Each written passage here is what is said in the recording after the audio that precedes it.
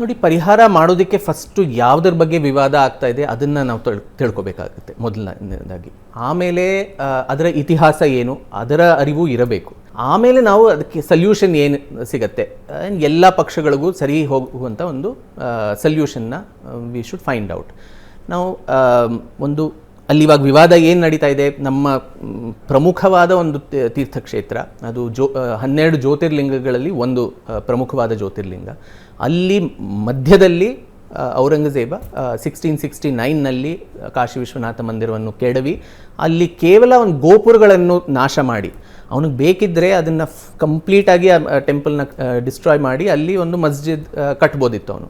ಆದರೆ ಅವನೇನು ಮಾಡ್ದ, ಕೇವಲ ಗೋಪುರಗಳನ್ನು ತೆಗೆದುಬಿಟ್ಟು ಆ ಗೋಪುರದ ಜಾಗದಲ್ಲಿ 3 ಗುಂಬದ್ಗಳನ್ನು ಹಾಕಿ ಇವತ್ತಿನಿಂದ ಇದರ ಹೆಸರು ಜ್ಞಾನವಾಪಿ ಮಸ್ಜಿದ್. ಜ್ಞಾನ ವಾಪಿ 2 ಸಂಸ್ಕೃತ ಶಬ್ದಗಳು. ವಾಪಿ ಅಂದರೆ ಬಾವಿ, ಕೂಪ.